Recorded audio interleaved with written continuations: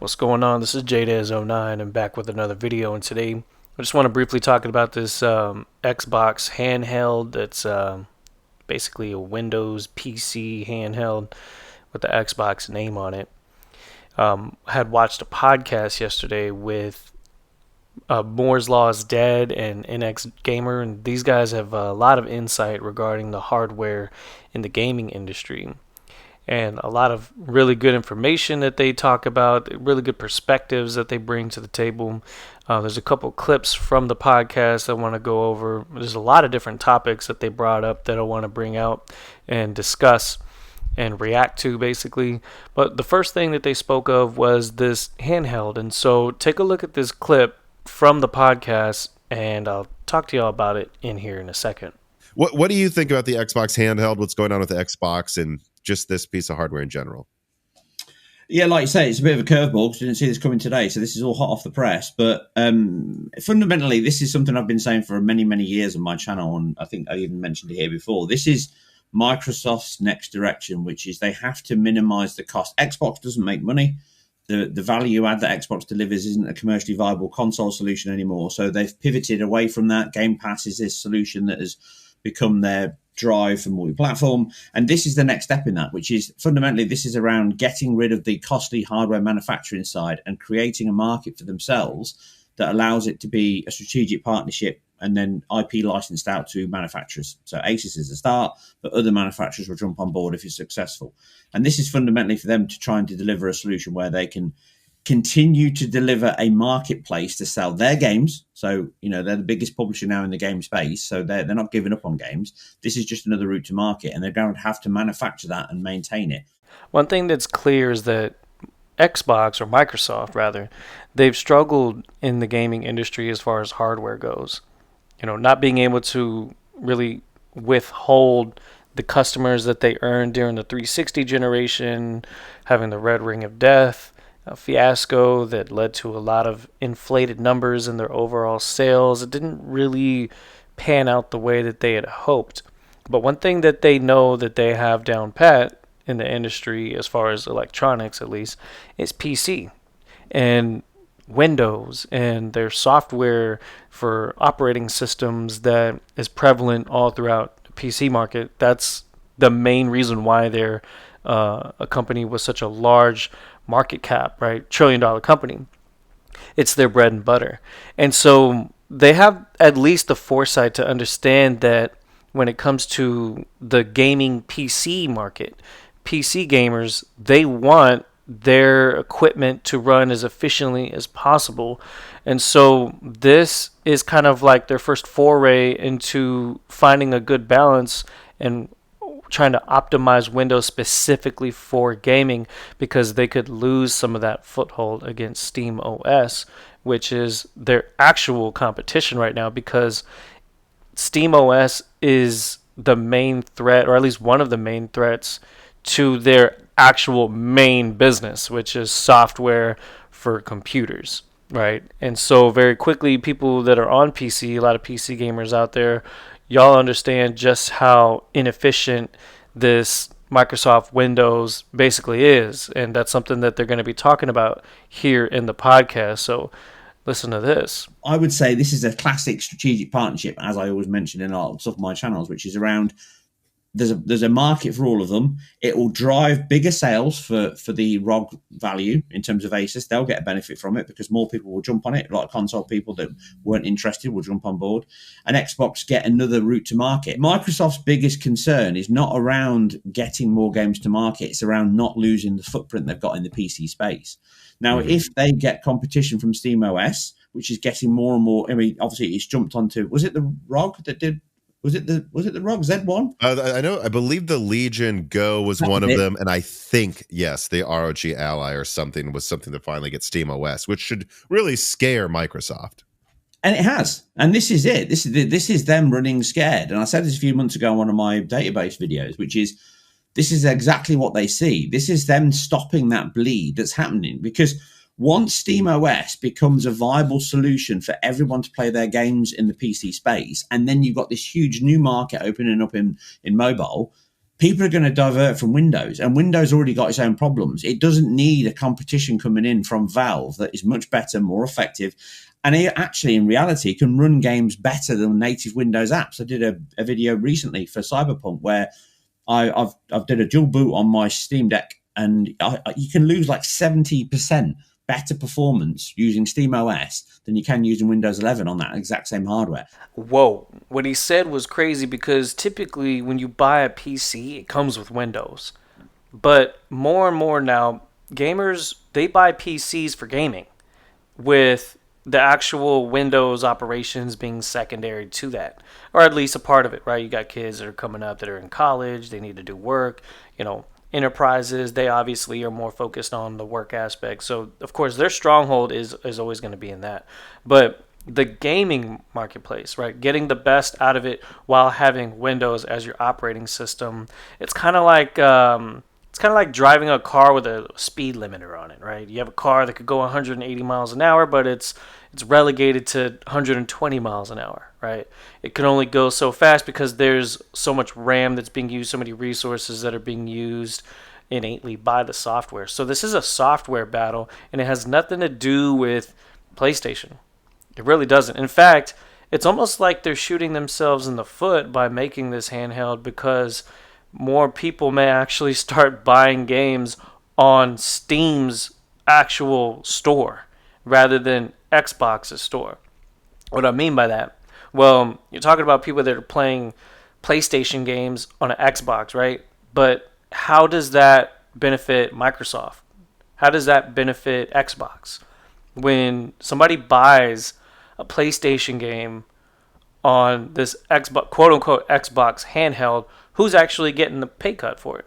It would be Steam, because Steam is the go-to place for PC gaming, right?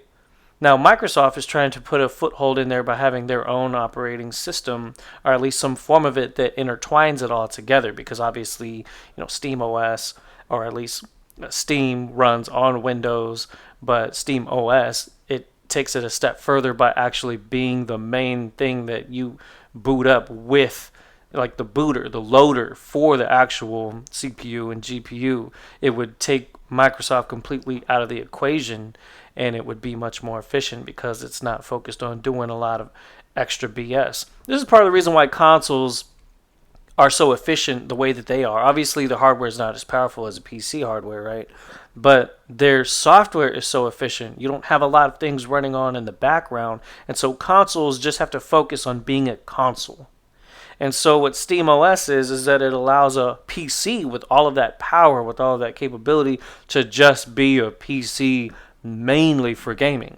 And so what Microsoft is doing is they're trying to get ahead of the curve by licensing out their software. And that's exactly what this is. This isn't an Xbox thing. This is a Microsoft thing. That's why people say Xbox is dead, because it's no longer about Xbox. Xbox is a hardware brand. So they've been starting their whole entire movement on pushing the narrative that Xbox is software and not hardware, when for all these years while they've been failing, Xbox has been hardware. And so Microsoft is just going back to its roots, absorbing Xbox into its main theme of being a software company, and then licensing out their software to companies like Asus, to other companies like that are going to be interested in possibly using this operating system to allow them to withstand their foothold in the industry. And so it's a strategic move on their end, because they don't want to lose that influence that they have and that stronghold that they have with the software side of things. And that makes perfect sense. But what doesn't make sense is how you have all these Xbox gamers that are claiming that this is some sort of W, when in fact it's third-party hardware. And so because it has the name Xbox on it, it's almost no different than you have these quote-unquote woke people that are LGBTQ that say that they're one gender, but they're actually a different gender, and then they're mad at you when you don't call them by their pronoun. Like, that's literally what I know that that's a crazy thing to compare it to, but that's literally what it is when you're a PC handheld that people want to try to say is an Xbox, but it's just not an Xbox anymore. It may have some software, it may have some personality like it that's just superimposed on it. It may even have a sticker that says that it is, but in essence, it's no longer Xbox hardware. It's a whole different thing. This is a company building it from the ground up to be focused on a PC experience with a native PC store, right? Downloading content from a PC centric store like Steam and playing games like that. So I could see where the confusion lies, and I can see where the narrative gets twisted so that it comes out as a W, but that's not what it is, and that's why you have a lot of hardcore PC gurus like Digital Foundry, for example, that are pissing off a lot of these Xbox defenders that just so happen to be PC, either PC renegades or PC vagabonds or people that just are PC centric that want to get console gamers to come over to PC. This is where they're actually clashing against each other because they can't agree on what to call this. Well, the ones that are actual PC gamers that know what this really is and can see it for what it really is, like Digital Foundry, they're pointing that out, and it's of course upsetting a lot of these evangelists that are basically white knights for the Xbox, renegades and vagabonds that have nowhere to go, that have been widowed and abandoned by their gods of Microsoft gaming. It's hilarious watching this unfold. But hold up, there's a little bit more on what they said, so check this out. Now, there's all the caveats of driver and all that issue as well, because it's not exactly a like-for-like ideal situation. But I think this is Microsoft being astutely aware that they're under threat. And their threat is not just Steam OS. That's their biggest threat. But it's also the other competition. You mentioned it in your chat, but PS5 and their mobile solution, Steam, it's not Steam, Switch and Nintendo Switch 2. There's this drive to get away from gaming on PC. So they've got to kind of cover their bases. And this is a perfect example. It's actually good strategic management. It's the fact that they're looking at it from both ends of the market, thinking, okay, we'll get a handheld out there that runs PC, so therefore we'll expand our user base. But in addition to that, we'll also try and improve it so people get a better experience from Xbox / Windows, and they can use it to improve their quality experience. So that's what I think it is. I have a big question about this, though. I've noticed that there's going to have a unified launcher thing. Undoubtedly, I would suspect that they'll let you buy and launch anything you want. But what they're going to do is, I think what their hope is it's like, oh, I want to play, I don't know, Expedition 33.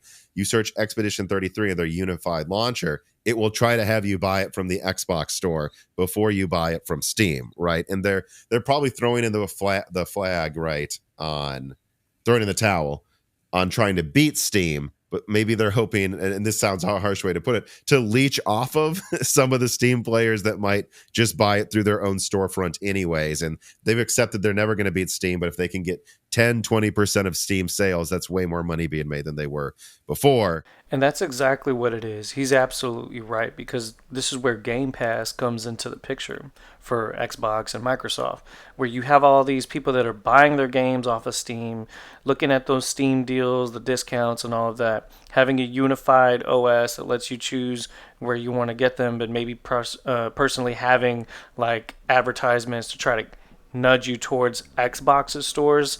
However, the main driver to get people to the Xbox store is Game Pass, which is cheaper on PC, right?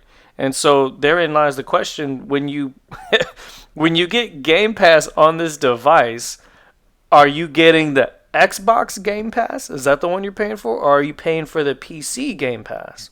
Because that's going to be what tells you the truth about it. And maybe perhaps eventually what they'll do is they'll have this kind of take over their whole marketplace where it's just the PC version of Game Pass, because it's just PC. It's third-partied out to that. I don't think I've heard anybody ask that question. If they're playing Game Pass on this handheld, are they paying for the console version, or are they paying for the PC version? Because any PC gamer is going to want to play on PC and pay for the PC Game Pass, right? Not the console Game Pass. That would kind of divert them away from going that route. But the real question at hand is, how does Game Pass draw people from the Steam OS? Well, it comes down to this. because they know that people are going to buy the games on Steam. Buy your games on Steam, rent them from Xbox Game Pass by having the subscription, right? I think that's kind of what they're just happy with what they can get. If they could, and if they would, I don't know if they would want to even try this, but I'm pretty sure if they would want to put Game Pass on PlayStation, which would just be insane, right? But I would see them doing that if it meant that more people are just playing the games that they're now developing, trying to get more people playing the games that they're developing. That's their end all be all, because that's what a third party company does. Yeah.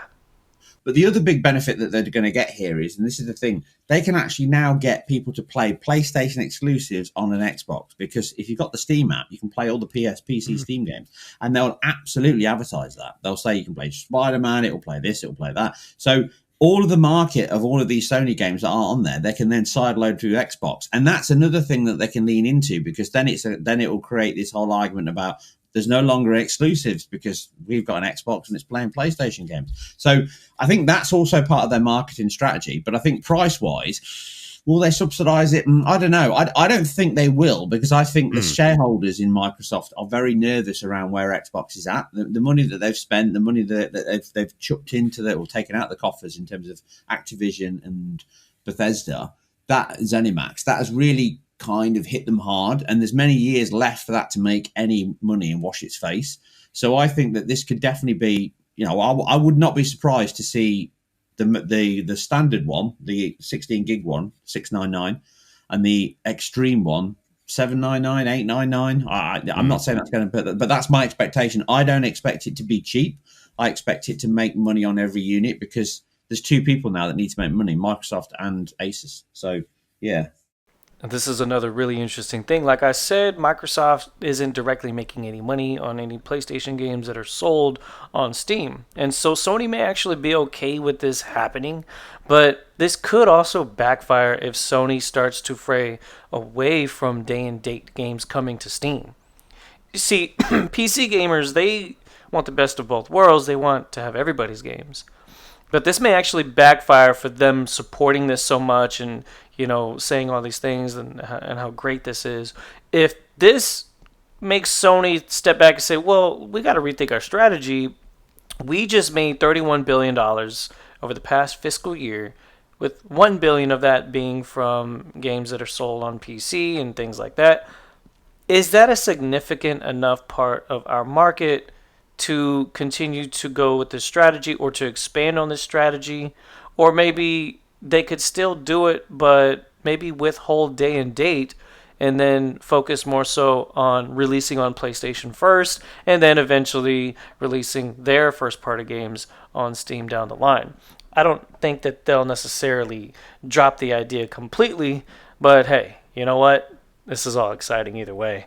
I think that the gaming industry is just evolving, and what it's becoming is opening up for even more discussion regarding these consoles and PC, and how they're basically throwing their hat in the ring like Kang Lao, and it's causing a ruckus, and it's a lot of fun to talk shit to each other. And so I got plenty more footage to go over. This particular podcast has so many gems in it. Stick around. My channel's got more content coming, and you don't want to miss it, because there's so much to talk about. I'll talk to you guys later.